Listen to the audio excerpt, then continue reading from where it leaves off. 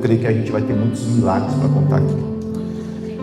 João capítulo 4, versículo 3 e 4 diz assim: deixou a Judeia, retirando-se outra vez para a Galileia, e era ali necessário atravessar a província de Samaria.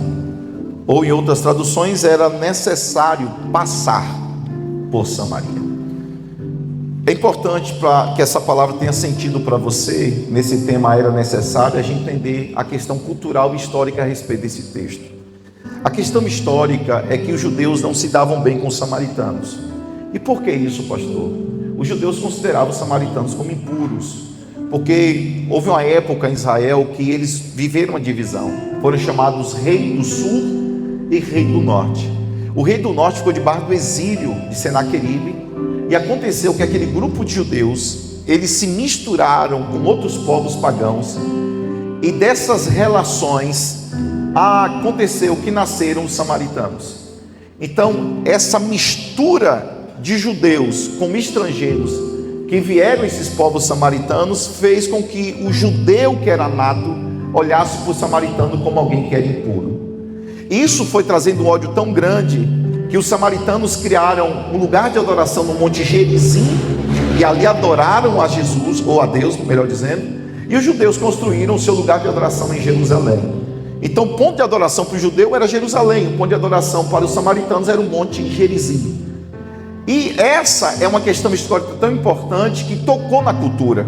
Então, se um samaritano comesse em um prato, se o judeu tocasse naquele prato que o samaritano comeu, ele era considerado imundo e deveria ficar o dia todo guardado, escondido na sua casa, lavando o seu corpo, porque ele havia tocado em um utensílio usado por um samaritano. Perceba que a questão histórica e cultural desses povos era muito forte. Um samaritano não falava com o judeu não falava com o samaritano. Na verdade, o que se via era uma guerra religiosa, a ponto até mesmo de ter morte de ambos os lados.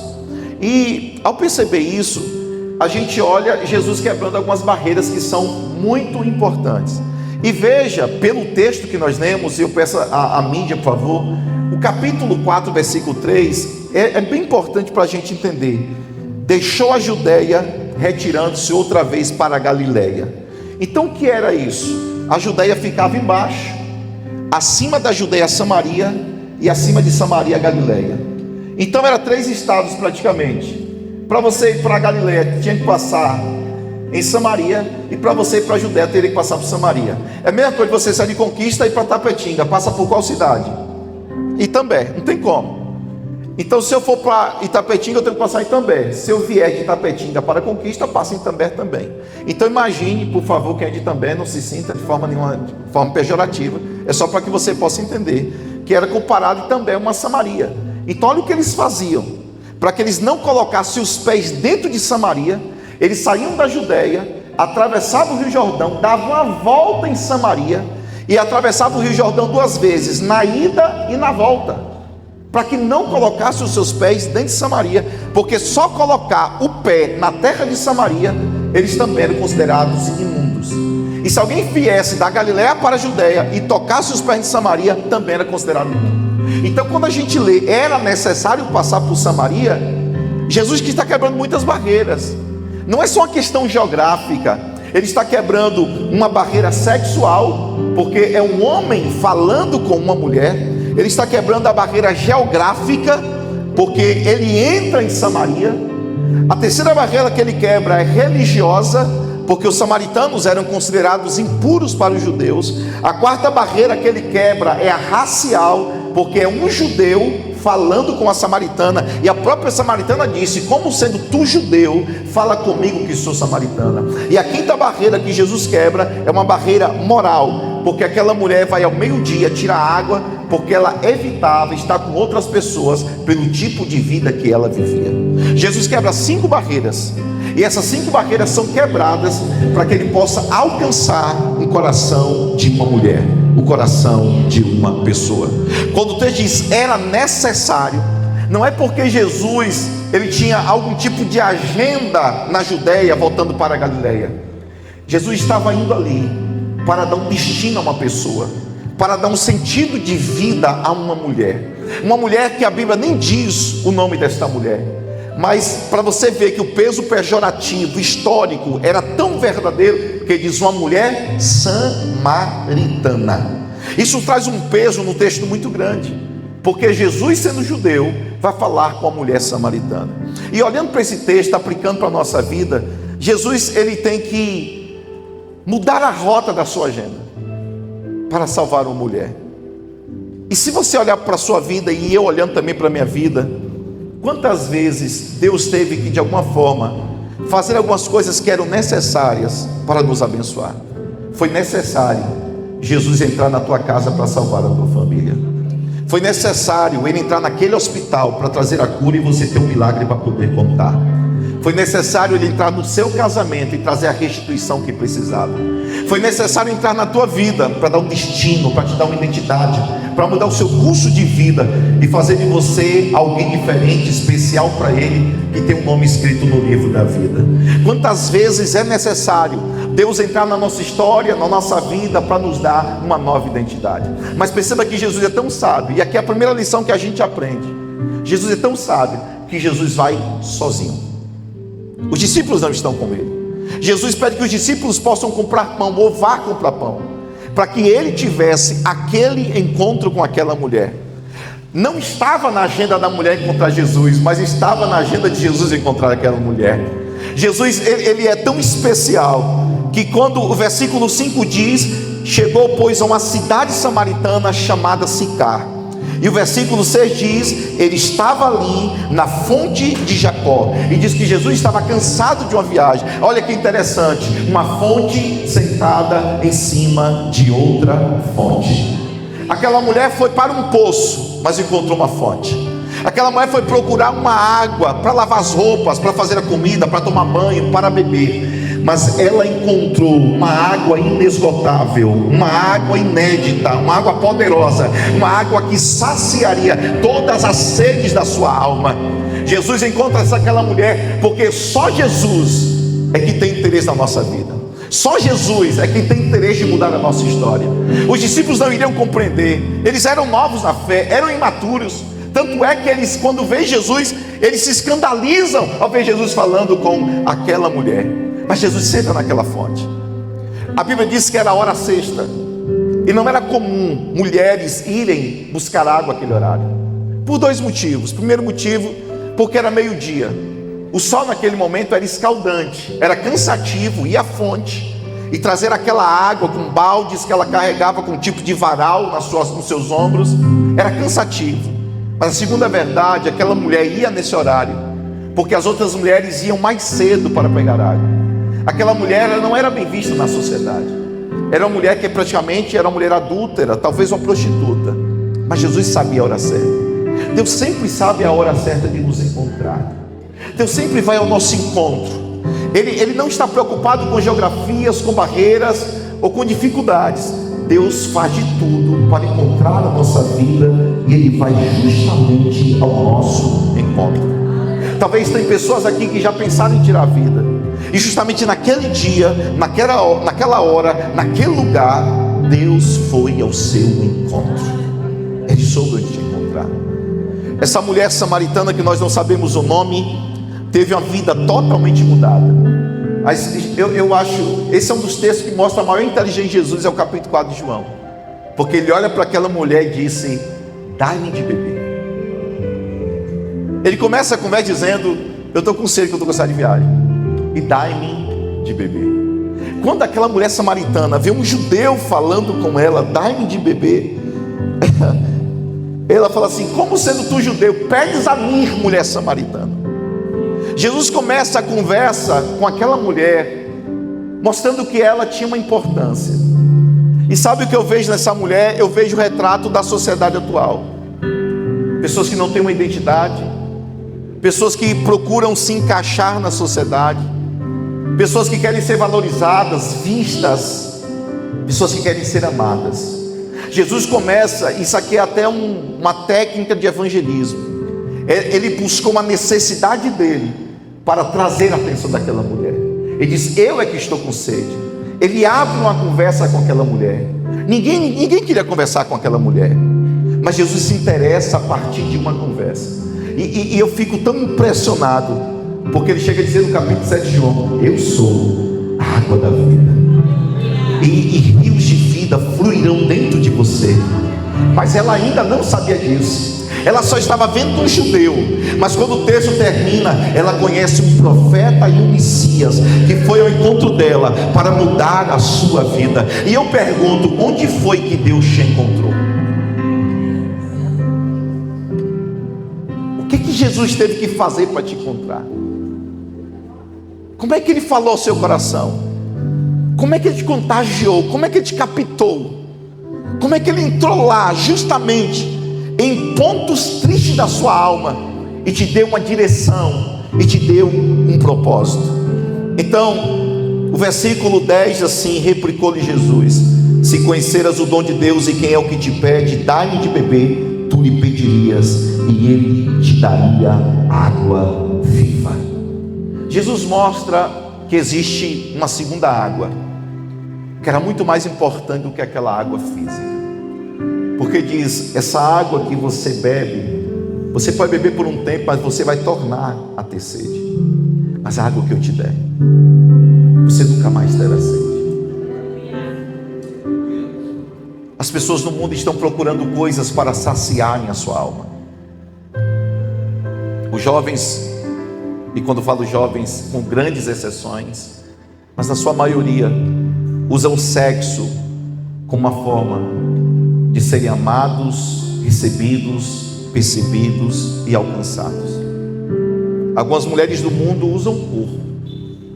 Nunca se viu tanta erotização do corpo como nesses dias, para que possam ser vistas, amadas, alcançadas. Alguns homens usam o dinheiro, a fama, o status. Essa é uma geração de pessoas que estão procurando saciar a sede da sua alma. Mas tudo que eles fazem são provisórios, são passageiros. Saciam por um momento, mas voltam a ter sede de novo.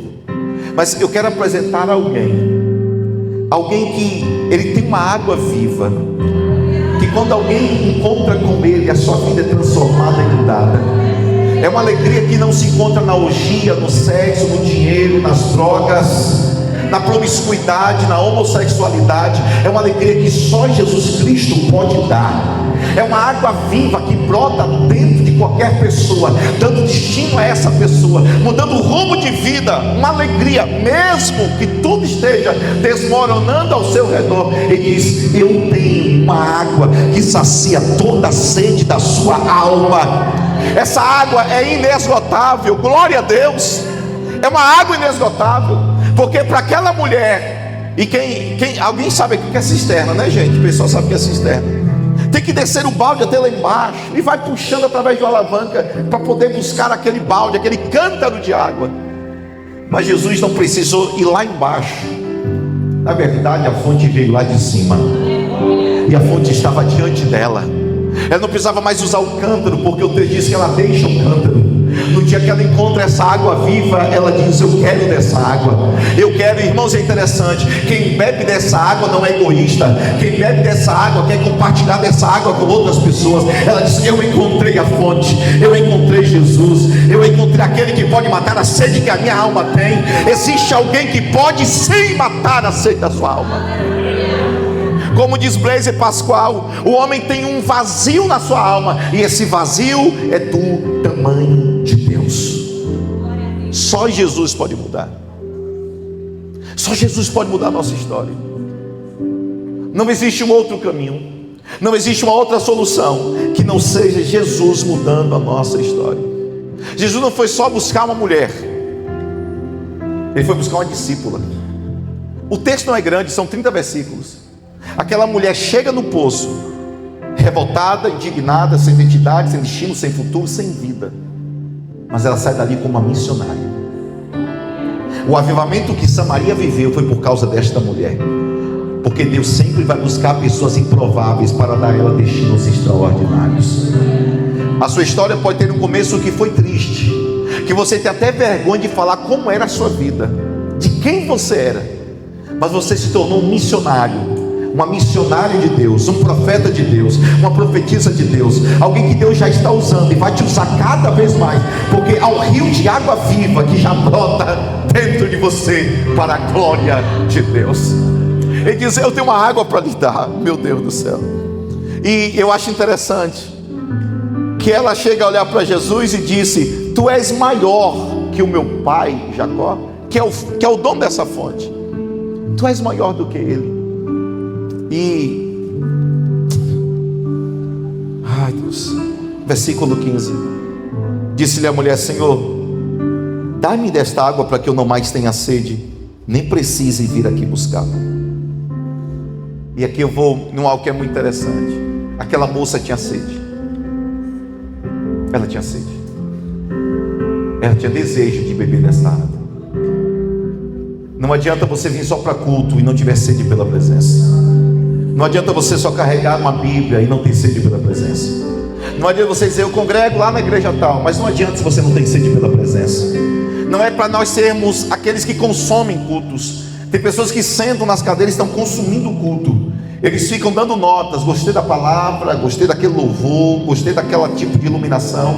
Mas quando você entra neste lugar, você não vem para consumir um culto. Não pode ser um consumidor, não pode ser um espectador. Tem que ser um adorador. Tem que ser alguém que tem sede dessa presença. Oh meu Deus! E Deus está pronto a saciar a sede que a nossa alma carrega. Porque tem muitos lugares que estão cheios de espectadores. E ele mesmo diz: o Pai procura os verdadeiros adoradores. Ele não está procurando espectadores, ele está procurando adoradores. É interessante que ele não procura uma verdadeira adoração. Percebe? O Pai procura verdadeiros adoradores, não procura verdadeira adoração. Por quê, pastor? Porque se ele precisasse de adoração, ele já tem nos céus. Ele não vai deixar de ser adorado porque a gente não vai adorá-lo. O céu já é um lugar de adoração. Mas ele está procurando verdadeiros adoradores. E uma marca de um verdadeiro adorador é que tem sede por essa presença. E quando nós mostramos que temos sede por Ele, Ele vai tocar justamente na ferida da nossa vida. Irmãos, Jesus poderia ter parado aqui, mas põe o versículo 16, por favor. João capítulo 4, versículo 16. Disse-lhe Jesus: Ele toca no ponto fraco dela. Ele vai justamente no pecado dela. Porque é o que eu disse: não adianta ter sede se tem alguma área da nossa vida que ele está desconcertada.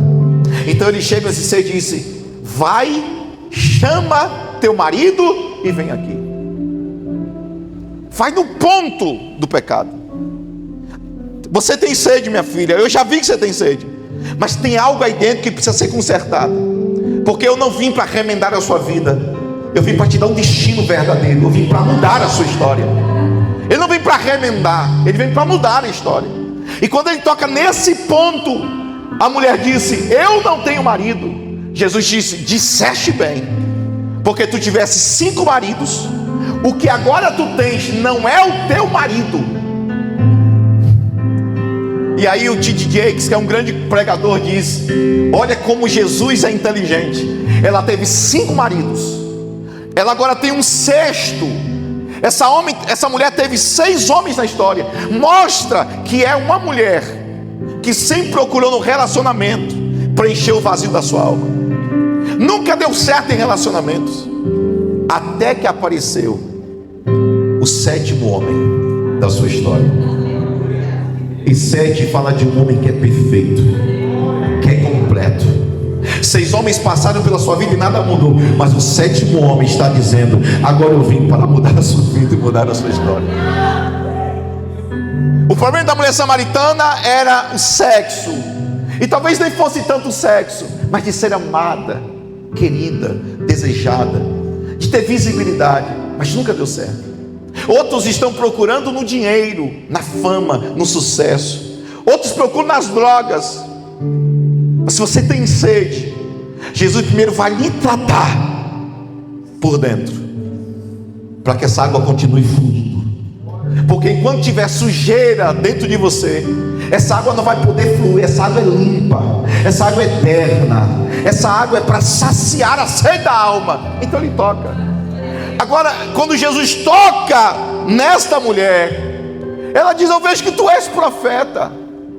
Ela, agora, irmãos, é interessante que toda pessoa que é confrontada, ela tenta dar uma desculpa para o confronto. Ela poderia dizer: Senhor, o Senhor está certo, me ajude a mudar de vida. Mas ela não fala isso. Ela muda a conversa drasticamente. Jesus toca na ferida da alma dela, aí ela já vai mudar a conversa. Ela vai para o versículo 20 e diz: mas nossos pais adoravam nesse monte. Olha que mudança de conversa. Jesus está tocando a alma dela, falando que ela está em pecado, que aquele não era seu marido, quer mudar a sua vida. Ela vai falar sobre adoração, e ela não tinha nada a ver em falar sobre adoração. E aí Jesus, que não brinca mesmo e confronta, ou diz: minha filha, não é se os samaritanos adoram no Monte Gerizim, ou se os judeus adoram em Jerusalém, mas vem a hora, e já chegou. E quando ele fala já chegou, está dizendo: já chegou para você, que os verdadeiros adoradores adorarão o Pai em espírito e verdade. É Jesus dizendo: enquanto não tiver verdade na sua vida, Ele não pode agir. Enquanto não houver um espírito contrito na sua vida, Ele não pode agir. Ela vai mudando de conversa, Jesus traz ela de volta para a conversa anterior, para dizer: não adianta você fugir, eu vim aqui para tratar você, para mudar a sua história. Irmãos, a gente trabalha com um perfil de comportamento. Eu estudo isso, a Eliana estuda isso. Quantas vezes nós estamos conversando com alguém e a pessoa muda de conversa? Existem personalidades que tem coisas que eu não posso falar, que são os meus segredos, né? Senão vocês ficam sabendo e eu não posso, né? Mas existem pessoas que ela muda a voz, muda o rosto, para dizer que é uma coitadinha, um coitadinho. Vitimiza. Não, eu só estou assim, pastor, porque eu tive um pai péssimo. Eu só estou assim, pastor, porque eu sofri muito, aquilo, outro, abandono e tantas coisas. E às vezes eu tenho que chegar a pessoa e falar assim: eu não estou falando do seu pai, do seu marido, estou querendo falar de você. Deus quer tratar aí contigo. Eu sei que você tem traumas na alma e essas pessoas foram muito ruins para você, e Deus vai cuidar dessas pessoas, mas agora eu tenho que curar você.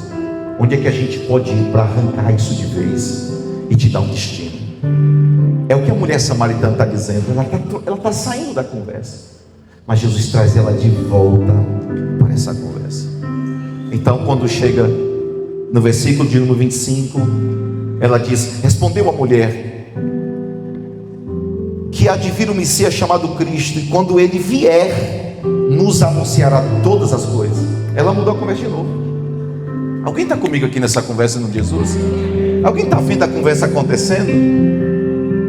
Primeiro ela fala da água, mas quando Jesus toca no ponto, ela vai falar sobre um monte de adoração. Aí Jesus toca de novo dizendo: ele está procurando o Espírito e a verdade. Aí ela muda de novo a conversa. Ela está fugindo do problema. Ela diz: não, mas diz que vai vir um Messias. Ela primeiro fala da adoração dos judeus, agora fala de Messias e do Cristo. E Jesus de novo traz ela de novo para a conversa: eu sou o Messias que falo contigo. Mais uma vez está dizendo: minha filha, conversa entre nós dois, não tem mais ninguém aqui. Os meus discípulos não estão aqui. Aquele que hoje não é o teu marido também não está aqui. Não tem mais ninguém, só nós dois. Não adianta você fugir. Eu parei toda a minha história e minha agenda para vir te encontrar. Eu sou o Messias. Eu quero mudar a sua vida. Eu quero mudar a sua história. Eu vou te dar uma água que você nunca mais terá sede. E a Bíblia diz que justamente nesse momento, quem foi que chegou, pessoal? Os discípulos. E quando os discípulos veem Jesus conversando com a mulher samaritana, eles ficam escandalizados. Mas justamente quando os discípulos chegam, a palavra de Jesus mudou a vida da mulher. E olha o que aconteceu, versículo de número, quanto, meu Deus? Versículo de número 28. Diz que aquela mulher deixou o cântaro. Essa informação é importante. Por que ela deixou o cântaro? Porque o cântaro era o que acompanhava as suas idas naquela fonte. O cântaro era o instrumento do seu trabalho, era aquilo que fazia parte da sua história. Mas ela deixou o cântaro. Quando nós encontramos com Jesus, nós vamos ter que romper com o passado algumas coisas. Existem coisas que não vão mais combinar conosco. A gente vai ter que abrir mão de algumas coisas. Eu sei que o Espírito Santo de Deus está me usando para te falar algo aqui. Tem coisas que você está fazendo que você diz: não, é porque eu sou esperto. Sou esperto. Mas se ser esperto é lesar alguém, é tempo de deixar de lado e deixar o cântaro. Se achar que ser esperto é passar a perna em alguém, é tempo de deixar o cântaro. Porque aquele que está em Cristo, nova criatura é. As coisas velhas se passaram e eis que tudo se fez novo.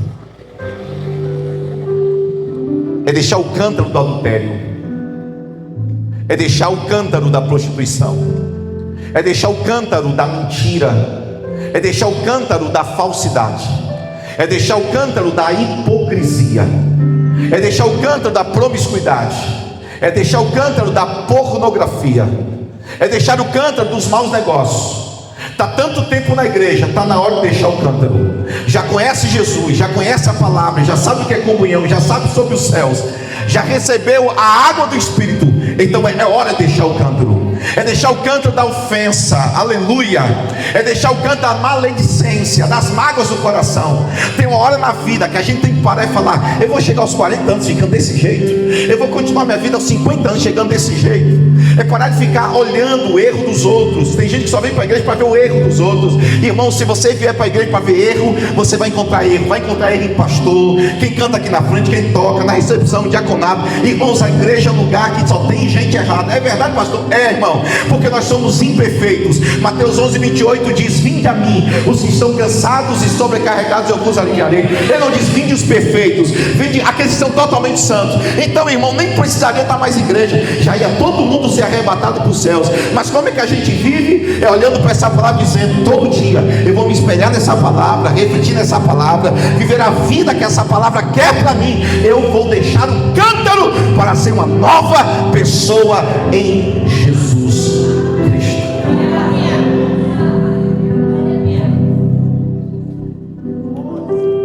Eu sei que existem pecados que eles são de uma consequência muito mais grave. Isso é verdade. Isso é verdade. Mas esse pastor aqui é imperfeito, sabia, gente? Até quando a gente quer procurar fazer direito, acaba fazendo errado também. Eu falei, a gente estava conversando, eu, o pastor Zeni, presbítero Tiago, que mais? Eu esqueci agora que estava com a gente. Esqueci. Hã? Eu não estou lembrado, não. Eu disse: irmãos, pastor faz número 1 e número 2 no banheiro. Você sabia disso, gente? É verdade. É verdade. Pastor é falho demais, sabia? E as pessoas criam expectativa em cima de um pastor. Você sabia que de 10 pastores, 7 querem deixar o ministério? Nós temos líderes aqui que são excelentes, sobrecarregados muitas vezes, trabalho, muita coisa, vem aqui servir a igreja. São falhos também. E o bom é saber que nós somos falhos e não vender a imagem de uma santidade. Eu fico impressionado que tem pessoas que elas se escandalizam com tudo na igreja, mas não se escandalizam com as coisas do mundo. Eu fui expulso de igreja, eu podia nem estar mais na igreja, eu fui expulso de igreja. Já sofri tanta coisa de igreja, irmãos. Mas como diz Suede Silva, no meio de uma igreja corrompida existe uma igreja santa. No meio de uma igreja corrompida existe um remanescente. E eu sei que tem muita gente que pensa assim, porque se você perguntar para alguém aí que está 20 anos na igreja, pergunte: você já teve decepção na igreja? Já teve mágoa com alguém? Com certeza, irmão. Mas por que você continua? Porque existe um Deus que é santo, existe gente séria, existe gente de Deus ainda dentro da igreja. O fato de existirem pessoas falsas só significa que existem as verdadeiras. O que aquela mulher está dizendo, ela entendeu que não era sobre Samaria nem sobre Israel, não era sobre samaritanos ou judeus, era sobre o Cristo. Então ela deixa o seu cântaro para viver uma nova vida em Jesus. Você vai ter que fazer, e eu também, um esforço muito maior para romper com tudo e mudar de vida.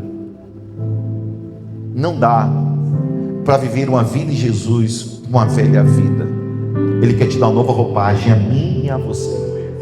Existem coisas que nós falávamos no mundo que, como crentes, a gente não fala mais. Criaram agora um evangelho muito gourmet, sabe, gente? Um evangelho que pode fazer filme pornográfico, eu sou evangélico. Pode cantar música mudando em trio elétrico, mas é porque são meus negócios, eu sou evangélico. Pode tomar todas, da 1 até a 51, é porque eu sou evangélico. Irmãos, o evangelho é renúncia. Pode ter criado um evangelho gourmet, mas o evangelho é renúncia. Você vê que nem tem glória a Deus, negócio que você perceber como é pesado o negócio. Aquele que, pois, que quiser vir a mim, negue-se a si mesmo. Eu sou formado em filosofia. O filósofo Nietzsche, não gosto nem de falar muito, vocês veem que eu quase não falo filosofia, mas o filósofo Nietzsche, ele era neto de pastores, se tornou filósofo ateu, porque quando ele leu essa passagem, ele não entendia: como é que eu vou negar a mim mesmo, negar as minhas vontades, negar os meus desejos? Que Deus é esse que manda eu negar a mim mesmo? É para viver o que Paulo diz em Gálatas 2:20: não vivo mais eu, mas Cristo vive em mim.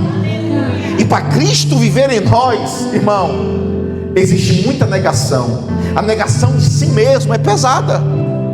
Negar a minha vontade, negar os meus desejos, até mesmo os meus sonhos, para viver uma vida em Deus, isso é evangelho. Então por isso que as pessoas não entendem o evangelho.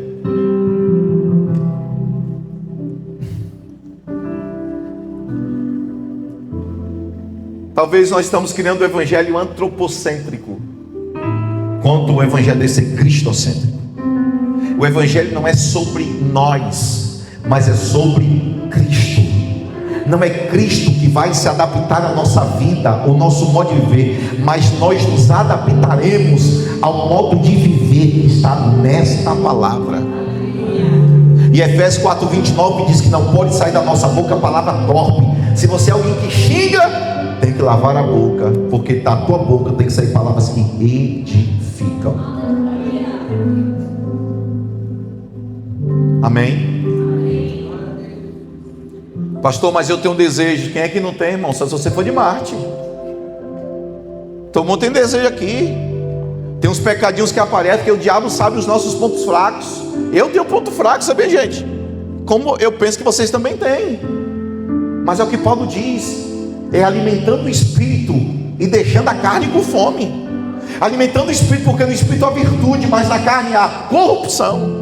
Então, olhe para mim: se existe alguma área da sua vida, olha para onde a palavra foi hoje, hein, gente? Se existe alguma área da sua vida que você sabe que naquela área é fraco, tolerância zero para aquilo que alimenta a carne.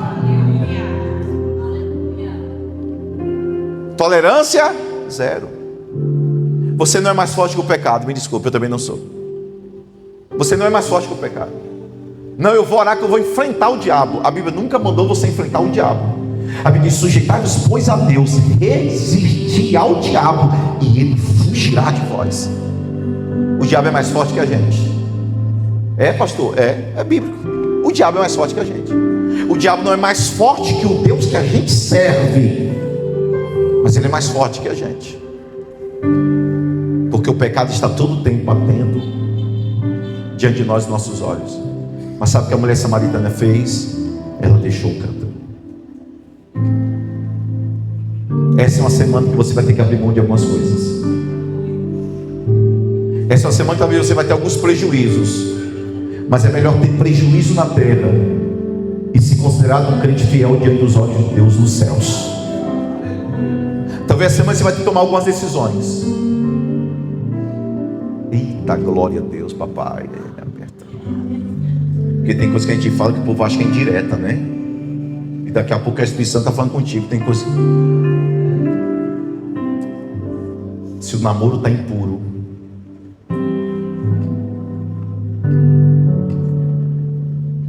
se aquele negócio você está lesando alguém, desfaça. Sofra o dano, como o apóstolo Paulo diz. Deixa o cântaro. Quando Jesus entrou na sua vida, ele mandou deixar o cântaro. É olhar para frente agora. Porque se nós somos cristãos verdadeiros, de verdade, a gente sabe que esse mundo é passageiro. O que vale é a vida eterna. E se nós pensarmos apenas nessa vida, nós somos mais miseráveis de todos os homens, diz o apóstolo Paulo escrevendo a carta aos Coríntios, capítulo 15. Então o Senhor está dizendo: deixa o cântaro para viver uma nova vida na presença de Deus. Aquela mulher deixa o cântaro E ela vai para Samaria, e ela começa a dizer a todos da sua cidade: vem comigo e veja um homem que me disse tudo quanto eu tenho feito. Ela deixou tudo para apresentar Jesus. E sabe quando é que as pessoas vão conhecer Jesus? Elas vão conhecer primeiro a sua vida, para depois conhecerem a Jesus. Primeiro elas irão olhar para você, para depois conhecerem o Jesus que você serve. É a sua vida que vai dizer que Jesus você serve. É o seu modo de viver que vai dizer qual tipo de cristianismo você vive. É a sua vida que vai dizer. Então eu preciso, como pastor, viver uma vida que não traga escândalos nem prejuízos para minha família, nem para essa igreja, nem para Deus, nem para o Evangelho. Ah, pastor, mas viver assim é ruim demais. É renúncia. O Evangelho é renúncia. Tem muita coisa que eu queria fazer, mas não posso, porque é renúncia. Quando você se tornou crente, você precisou abrir mão de algumas coisas. Alguém está entendendo isso em nome de Jesus? A nossa liberdade já tem um certo limite, porque Paulo diz que se a nossa liberdade trouxer escândalo para alguém que é fraco na fé, não faça. Ele diz: se comer carne e escandalizar o irmão, que não coma. Então eu preciso viver uma vida que agrade a Deus a todo tempo, irmãos. Isso é sério. E sabe como é que as pessoas dizem? Oh Jesus, eu ouço tantas vezes isso, irmão. Olha lá, é da igreja do pastor George. A pessoa podia falar da pessoa, né? O que eu tenho a ver, irmão? Não é assim que as pessoas dizem? Olha lá, é da igreja do pastor George. É da pastora fulana lá. E lá na igreja levanta a mão. Eu vi até com a farda de crente, lá de uniforme. É assim que as pessoas falam. Tem uns que vêm para a igreja só para ver quem é a pessoa, tu saber disso? Aqui não tem ninguém assim não, em nome de Jesus. Mas é verdade. Agora quando faz uma coisa boa, porque a pessoa também não diz, não, William, André, podia falar assim: ó, é lá que pastor Jorge, que povo abençoado. Mas aí fica logo procurando o quê? O erro, gente. Procurando o erro. Então o que a gente tem que fazer? Os líderes têm que proteger um ao outro. Se alguém falar alguma coisa de alguém para você, já ensinei isso aqui várias vezes. Procure a pessoa. Olha, eu ouvi falar que fulano falou. Vem aqui então que eu quero conversar contigo. Vamos fazer uma cariação para ver o que vai dar. E sempre vai ter pessoas. Irmão, tem gente que fala mal dessa igreja, tem gente que fala mal de mim. Mas o que você tem que fazer? Eu vou chorar. Falaram mal de mim. Tem gente que chora. Irmão, quando eu sei que falam mal de mim, eu tenho certeza que eu tenho que continuar fazendo a obra de Deus, porque os meus frutos é que vão dizer se eu estou com Deus ou não estou. Jesus disse que uma árvore é conhecida pelos seus frutos, não é pelos dons. Eu vim de igreja pentecostal, e muitas vezes a gente achava que o homem de Deus era homem de Deus porque falava em línguas, curava, batizava. Só que a gente vai amadurecendo, e a gente descobriu que não é pelos dons, é pelo fruto.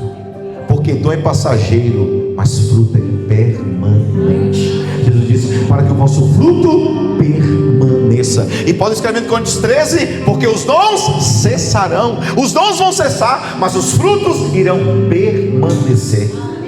Você não será conhecido porque você curou pessoas. Você não será conhecido porque batizou pessoas, porque construiu igreja ou escreveu livro. Você vai ser conhecido como alguém que foi fiel a Deus até o fim da sua vida. Porque uns vão dizer: mas em teu nome eu curei, em teu nome eu profetizei. E sabe o que Jesus vai dizer? Malditos, eu não vos conheço. Irmão, você já prestou atenção nisso? Irmãos, isso é muito sério. Como é que Jesus não conhece uma pessoa que profetizou? Já perguntou isso? Como é que Jesus não conhece uma pessoa que curou? Isso quer dizer que tem gente que está curando, profetizando, e Deus nem sabe quem é, não tem intimidade com ele. Eu não estou dizendo que o dom não existe. Na verdade os dons existem, devem ser usados. Eu estou dizendo que o que vai marcar a nossa vida, de deixar o cântaro e ver a vida com Deus, são os frutos que devem permanecer na nossa história. Porque lá no céu não vai subir credenciado por causa de dons, mas vai subir credenciado por causa dos frutos.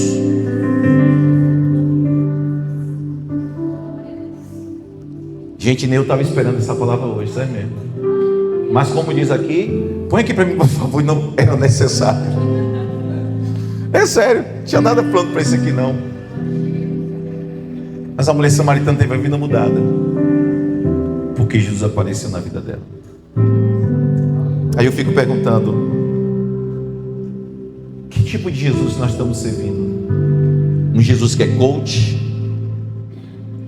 que só traz aquelas respostas para nos dar algum tipo de uma cura interior? Um Jesus que é um médico, que só cura? Ou um Jesus construtor, que só vai me dar a casa que eu preciso? Ou Jesus da concessionária, que vai me dar o carro? E Jesus dá tudo isso. Mas tem muitas pessoas que estão vindo a Jesus só por aquilo que Jesus pode oferecer a elas, mas não querem mudar as suas vidas para servir Jesus integralmente. Nós vemos um país em que o cristianismo ainda é muito livre, sabe? Mas vocês viram aqui agora na Nigéria, 7.000 cristãos assassinados, e a mídia calada. Pastores assassinados, os filhos, crianças, jovens, adolescentes assassinados na frente dos próprios pais, igrejas queimadas, irmãs nossas da fé, independente de onde estão, da nossa fé, que crê em Jesus como Senhor, violentadas sexualmente. 7.000 cristãos assassinados agora na Nigéria. Na Síria, 400 cristãos assassinados. Na Coreia do Norte, se você tiver uma Bíblia e o governo descobrir, a pena é a morte. Na China comunista, os pastores não podem mais abrir igreja. Saiu agora a notícia da China comunista. E o cerco está apertando sobre o Brasil. Não duvidem, o cerco está apertando sobre o Brasil. Repito, aqui em Vitória da Conquista, nós lutamos lá para que a Bíblia entrasse nas escolas da rede municipal da cidade, apenas como material de apoio, voluntariamente. O aluno que não quiser participar não é obrigado. Mas você vê que tem gente que se opôs? 5 instituições fizeram uma minuta, uma nota contra o uso da Bíblia de forma voluntária e apenas complementar. Agora, nós temos filhos, pode estar gravando, vou falar. Nós temos filhos nossos. Eu tenho aqui, não vou falar, nós temos professoras aqui, diretores de escola.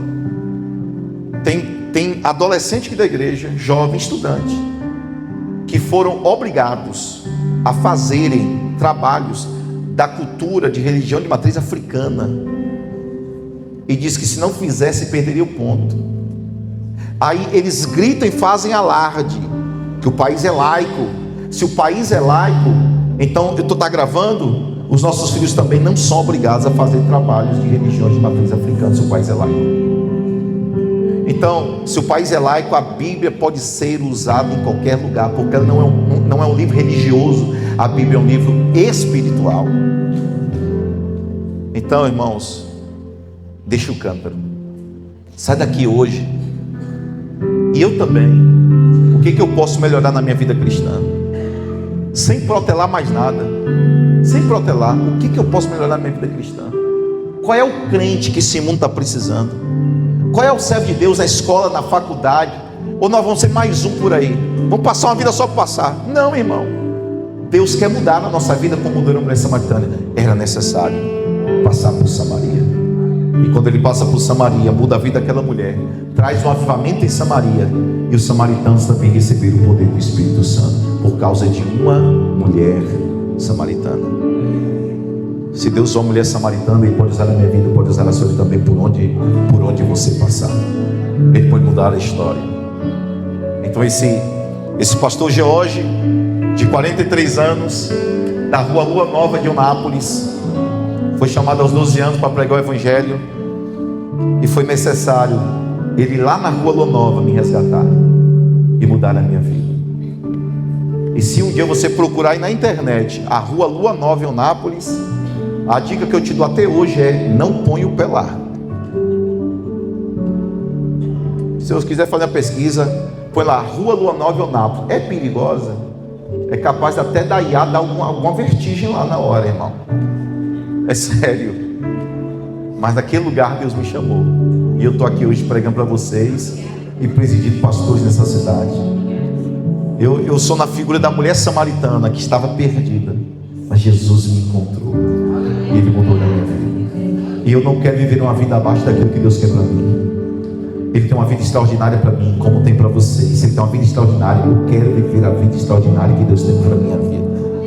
Eu quero orar por você, eu posso, em nome de Jesus. Eu quero orar por você agora, porque, rapaz, eu preparei tanta coisa, pastor Zeni. Não usei praticamente nada, gente, para falar para vocês. Essa também é a minha oração, sabe? Essa é a minha oração. Deus, pedi a Marta aí para me ajudar, por favor. Essa é a minha oração, e que pode ser também a sua oração. É perguntar assim: Deus, o que eu posso mudar, Senhor? A vida que eu estou vivendo é a vida que o Senhor quer para mim. O que eu posso mudar, Deus, para viver a tua vida? É a oração de Davi. Vê se há em mim algum caminho mau, Senhor, e me coloque na rota da bênção, ou seja, me mostre o caminho da salvação. Vê se tem alguma coisa que está errada aqui dentro, porque daqui a pouco eu estou fazendo algumas coisas que eu estou achando que está certo, mas daqui a pouco eu estou até pecando contra o Senhor. Esses últimos dias eu tenho falado para Deus: Deus, o que eu posso fazer para melhorar minha vida cristã? Para ser um filho melhor, um servo melhor, um crente melhor, um cristão verdadeiro. Talvez nós estamos perguntando para Deus assim: Deus, quando é que o Senhor vai curar? Quando é que o Senhor vai mudar minha vida? Abençoar minha vida financeira? Mas talvez algumas coisas sejam travadas porque não estamos vivendo a vida que Deus quer para nós. Mas aquela mulher estava naquela fonte. Ela foi buscar água num poço e achou uma fonte inesgotável. Deus não nos chamou para um poço para ficar lá pegando águas que são turvas, mas Ele tem uma fonte de água viva para nós. E se essa fonte der uma paradinha dentro de você, eu quero profetizar que dentro de você fluirão rios de águas vivas. Faça dessa canção uma oração, em nome de Jesus. Quando o homem